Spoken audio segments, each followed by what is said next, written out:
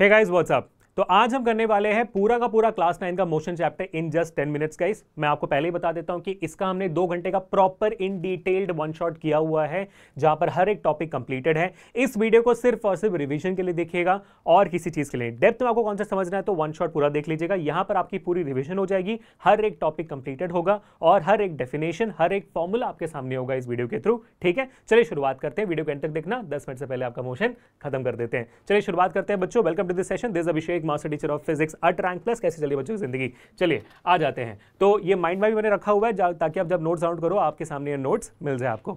सबसे पहला टॉपिक इस चैप्टर में जो आता है वो आता है डिस्टेंस। डिस्टेंस क्या होती है? The total path covered by an object is called as distance, है ना।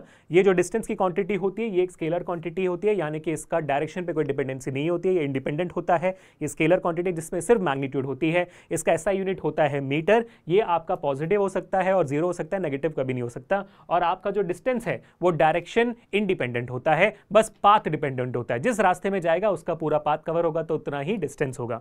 नेक्स्ट टॉपिक जो आती है वो आती है डिस्प्लेसमेंट। डिस्प्लेसमेंट होती है the shortest distance between initial and the final position of an object. यही डिस्प्लेसमेंट का फॉर्मूला भी होता है। इसको आप shortest distance between the starting and the final point भी आप कह सकते हो। The net distance between two points भी कह सकते हो। सारी जगहों पर फॉर्मूला सेम ही लगेगा। आपका जो डिस्प्लेसमेंट है वो एक वेक्टर क्वांटिटी होती है। क्योंकि ये वेक्टर क्वांटिटी है, इसमें मैग्नीट्यूड भी है, डायरेक्शन भी है, इसलिए डायरेक्शन डिपेंडेंट होता है और पाथ इंडिपेंडेंट होता है। जिस रास्ते से आप जा रहे हो फर्क नहीं पड़ता, दो पॉइंट्स के बीच का जो शॉर्टेस्ट डिस्टेंस हमेशा स्ट्रेट लाइन ही रहती है, तो रास्ता फर्क नहीं पड़ता। इसी वजह से ये जीरो भी हो सकती है, नेगेटिव भी हो सकती है, पॉजिटिव भी हो सकती है, और इसका ऐसा यूनिट भी मीटर ही होता है। अब बात करते हैं नेक्स्ट टॉपिक जो आपकी होती है स्पीड एंड वेलोसिटी। स्पीड क्या है? जितना डिस्टेंस आपने कवर किया कितने वक्त में, डिस्टेंस अपॉन टाइम आपकी स्पीड होती है। यूनिट हो जाता है मीटर्स पर सेकंड, और ये भी एक स्केलर क्वांटिटी है। ये भी पॉजिटिव एंड जीरो हो सकती है डिस्टेंस की तरह। वेलोसिटी होती है स्पीड विद डायरेक्शन, यानी कि डिस्प्लेसमेंट अपॉन टाइम होती है, और डिस्प्लेसमेंट की तरह ये भी एक वेक्टर क्वांटिटी है। ये भी नेगेटिव, जीरो एंड पॉजिटिव हो सकते हैं। यूनिट इसका मीटर्स पर सेकंड ही होता है। आगे बढ़ते हैं uniform motion, non uniform motion में। जब एक ऑब्जेक्ट इक्वल टाइम इंटरवल्स में इक्वल डिस्टेंस कवर करता है, और क्योंकि इक्वल टाइम इंटरवल में वो इक्वल डिस्टेंस कवर कर रहा है, उसकी स्पीड कांस्टेंट होती है, ऐसे मोशन को हम यूनिफॉर्म मोशन कहते हैं। When an object covers equal distance in equal intervals of time, it's called as uniform motion. और वहां पर जो स्पीड होती है वो कांस्टेंट होती है हर एक टाइम इंटरवल में।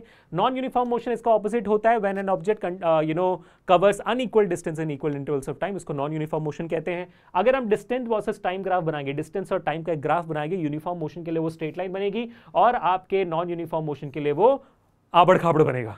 ठीक है, चलो आगे बढ़ते हैं। तो नेक्स्ट टॉपिक वो होती है एवरेज स्पीड और एवरेज वेलोसिटी। एवरेज स्पीड और एवरेज वेलोसिटी की जरूरत क्या होती है? जब आपका यूनिफॉर्म मोशन होता है तो आपके पूरे रूट में स्पीड वेलोसिटी सेम होती है, तो आपका स्पीड और वेलोसिटी आप अपने नॉर्मल फॉर्मूला से दे सकते हो। लेकिन अगर आपका नॉन यूनिफॉर्म मोशन है तो नॉन यूनिफॉर्म मोशन में आपको एक एवरेज वैल्यू देनी होती है, तो इसलिए एवरेज स्पीड और वेलोसिटी की जरूरत पड़ती है। What is average speed? उसका फॉर्मूला है total distance upon total time. Unit metres पर सेकंड रहेगी, स्केलर क्वांटिटी रहेगा, सब कुछ सेम रहेगा स्पीड जैसे। एवरेज वेलोसिटी क्या होती है? एवरेज वेलोसिटी होती है total displacement upon total time. Unit metre पर सेकंड रहेगी, वेक्टर क्वांटिटी ही रहेगी। लेकिन हाँ, इसके दो और फॉर्मुलास हो सकते हैं। अगर आपके स्कूल में इसको पढ़ाया जा रहा है तो इसको आप अप्लाई कर लीजिएगा। अगर आपका डिस्टेंस कांस्टेंट बताया जा रहा है सवाल में, अगर डिस्टेंस कांस्टेंट बताया जा रहा है सवाल में, तो आप इस्तेमाल कर सकते हो ये वाला formula for average velocity, which is 2v1 v2 upon v1 plus v2। और अगर आपको बताया जा रहा है कि भाई सवाल में बताया जा रहा है कि आपका टाइम कांस्टेंट है, यानी कि ए से बी जाते वक्त आधे घंटे लगे और बी से सी जाते वक्त भी आधे ही घंटे लगे, तो वहां पर एवरेज वेलोसिटी बताना है, तो वहां पर आप एवरेज वेलोसिटी का फॉर्मूला इस्तेमाल कर सकते हो v1 प्लस v2/2। इसके बारे में इन डेप्थ एक्सप्लेनेशन मैंने अपने वन शॉट में दिया हुआ है, वहां पर इस्तेमाल कर सकते हो, बट मुझे फॉर्मूला बताना था तो मैंने फॉर्मूला बता दिया। रिवीजन यहां पर हो चुकी है। आगे बढ़ते हैं। इसके बाद आता है हमारा कॉन्सेप्ट एक्सेलरेशन का, जो एक बहुत इंपॉर्टेंट टॉपिक है। Acceleration is nothing but the change in velocity upon time, है ना। जो आपका चेंज इन वेलोसिटी है, change in velocity upon time, यानी कि final velocity minus initial velocity upon time. अगर एक ऑब्जेक्ट का इनिशियल वेलोसिटी u है, फाइनल वेलोसिटी v है, टाइम t है, तो change in velocity upon time आपका एक्सेलरेशन हो जाता है। एक्सेलरेशन इसी वजह से एक वेक्टर क्वांटिटी होती है। इसका SI यूनिट मीटर्स पर सेकंड स्क्वायर होता है, और क्योंकि ये वेक्टर क्वांटिटी है, नेगेटिव, जीरो एंड पॉजिटिव हो सकती है। अगर आपका ऑब्जेक्ट का स्पीड बढ़ रहा है, तो वो एक्सेलरेट कर रहा है, उसे हम पॉजिटिव एक्सेलरेशन कहते हैं। यानी कि अगर आपका फाइनल वेलोसिटी इनिशियल वेलोसिटी से ज़्यादा है तो वो पॉजिटिव एक्सेलरेशन होगा। अगर आपका फाइनल वेलोसिटी इनिशियल वेलोसिटी से कम है तो यानी कि आपकी वेलोसिटी कम हो रही है, उसे हम नेगेटिव एक्सेलरेशन करेंगे और वहाँ पर आपका एक्सेलरेशन नेगेटिव आएगा, इसको हम रिटार्डेशन भी कह सकते हैं। उसके बाद आती है अगर आपका एक्सेलरेशन, अगर आपका वेलोसिटी बदल ही नहीं रहा तो फिर एक्सेलरेशन जीरो हो जाती है, या फिर आप समझ ही सकते हो ना कि अगर आपकी वेलोसिटी रिमेन्स कांस्टेंट है तो जीरो एक्सेलरेशन होती है। ठीक है, आगे बढ़ते हैं टू द नेक्स्ट टॉपिक जो होती है आपकी distance time graph. Distance time graph एक बहुत इंपॉर्टेंट टॉपिक है। जब आप एक डिस्टेंस और टाइम के बीच में ग्राफ बनाते हो उसको डिस्टेंस टाइम ग्राफ कहते हैं। एक्स एक्सिस में हमेशा टाइम आता है क्योंकि एक्स एक्सिस में हमेशा एक इंडिपेंडेंट वेरिएबल होती है, वाई एक्सिस में हमेशा डिपेंडेंट वेरिएबल होता है। टाइम क्योंकि किसी भी चीज़ पर डिपेंड नहीं करता है, वो एक्स एक्सिस में आती है। डिस्टेंस वर्सेस टाइम ग्राफ का जो स्लोप होता है, स्लोप क्या होती है, ये आपका जो ग्राफ है, ये ग्राफ जो आपका एंगल बनाता है एक्स एक्सिस से, इसी को हम स्लोप कहते हैं। ठीक है, जो स्लोप होती है, अगर आप ये स्लोप निकालोगे, कितना उतराई है कितना चढ़ाई, अगर आप ये निकालोगे एक डिस्टेंस टाइम ग्राफ का, आपको स्लोप देगा, क्या देगा, स्पीड देगा। ठीक है, और ऐसे ही डिस्प्लेसमेंट टाइम ग्राफ का स्लोप आपको वेलोसिटी देगा। अब इसका फॉर्मूला क्या होता है, मान लीजिए अगर आपको इस ग्राफ के बीच में आपको निकालना है वैल्यू, इस दो पॉइंट्स के बीच में, ठीक है, कैसे निकालोगे आप, यानी कि इसके बीच में आपको वैल्यू निकालना है। मान लीजिए तो ये पॉइंट नंबर 1 हो गया, पॉइंट नंबर 2 हो गया, तो पॉइंट नंबर 1 के साथ जो y का वैल्यू है y1 हो जाता है, पॉइंट नंबर 2 के साथ जो वैल्यू y2 हो जाता है, इसका वैल्यू यहाँ पर x1 हो जाता है, इसका वैल्यू यहाँ पर x2 हो जाता है। तो स्लोप की वैल्यू बन जाती है y2 minus y1 upon x2 minus x1, ये आपके स्लोप की वैल्यू बन जाती है, ये फॉर्मूला बनता है। तो डिस्टेंस टाइम ग्राफ में अगर आप ये फॉर्मूला से स्लोप निकालोगे तो स्पीड मिलेगा, और डिस्प्लेसमेंट टाइम ग्राफ से आपको वेलोसिटी मिलेगी। और डिफरेंट डिस्प्लेसमेंट टाइम ग्राफ से आपको दिखा देता हूँ।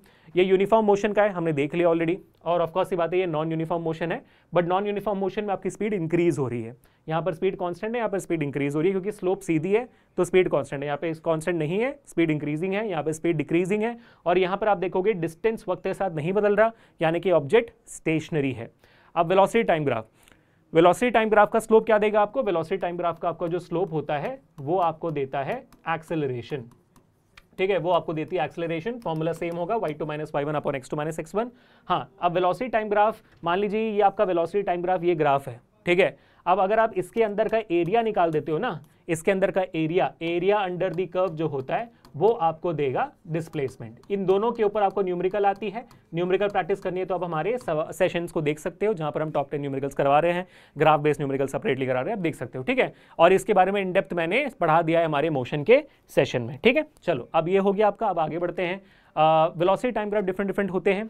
अगर ये ग्राफ सीधी है, पैरेलल टू टाइम एक्सिस है, तो ये आपका हो गया यूनिफॉर्म मोशन। क्यों? क्योंकि यहाँ पर वेलोसिटी कांस्टेंट है। यहाँ पर आप देखोगे वेलोसिटी वक्त के साथ कॉन्स्टेंटली बढ़ते जा रही है, तो ये नॉन यूनिफॉर्म मोशन है विद कांस्टेंट एक्सेलरेशन। यहाँ पर आप देखोगे ये भी नॉन यूनिफॉर्म मोशन है, बट एक्सेलरेशन कांस्टेंट नहीं है, और यहाँ पर एक्सेलरेशन डिक्रीजिंग है, ये डिक्रीजिंग एक्सेलरेशन हो जाता है। ठीक है बेटा। अब इसके बाद आती है सर्कुलर मोशन। सर्कुलर मोशन क्या होता है? Circular motion is nothing else but अगर आपका एक ऑब्जेक्ट सर्कल में घूम रहा है, उसकी स्पीड कांस्टेंट हो सकती है बट वेलोसिटी कांस्टेंट नहीं होती है, क्योंकि हर पॉइंट में एक सर्कल में आपका जो वेलोसिटी का डायरेक्शन है वो बदलता रहता है। ठीक है, इट कीप्स ऑन चेंजिंग, तो इसी वजह से वो एक एक्सेलरेटेड मोशन होता है। तो every uniform circular motion it's an accelerated motion, क्योंकि वेलोसिटी का डायरेक्शन बदल रहा है और एक्सेलरेशन वहां से आता है। बट अगर आप एक सर्कुलर मोशन में वेलोसिटी निकालोगे तो it would be distance upon time. Distance यहाँ पर सर्कल में क्या कवर करता है? Circumference of the circle. So 2πr आपका डिस्टेंस हो जाता है और टाइम t होती है। ठीक है, अब last and the final point guys, इसी चैप्टर में आपको इक्वेशंस ऑफ मोशन के फॉर्मूलाज हैं। पहला इक्वेशन ऑफ मोशन आप जान सकते हो, v is equal to u plus at होती है। दूसरा आप जानते होंगे s is equal to ut plus half at square होता है। और तीसरा इक्वेशन ऑफ मोशन होती है v square minus u square is equal to 2as। इनका डेरिवेशन नहीं है आपके सिलेबस पे, बट इनके ऊपर आपको न्यूमेरिकल्स आ सकते हैं।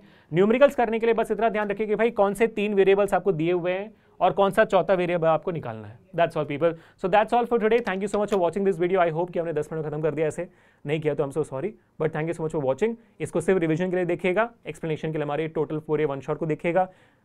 Please share this video. आपने देखा कितना एफर्ट हमने मारा हुआ है, और ये पूरा नोट्स हमारे टेलीग्राम चैनल में मिल जाएगा, लिंक डिस्क्रिप्शन में। मिलते नेक्स्ट सेशन में पीपल। अगर आपको बाकी सारे चैप्टर्स के लिए भी और सब्जेक्ट्स के लिए भी ऐसा ही रैपिड रिवीजन वन शॉट चाहिए तो make sure that you let me know in the comment section. Piece.